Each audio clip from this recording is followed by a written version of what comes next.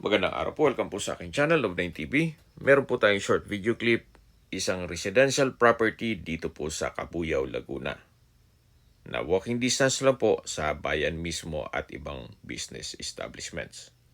Ito po ay fully furnished, nakabakod na po buong property at ready for occupancy.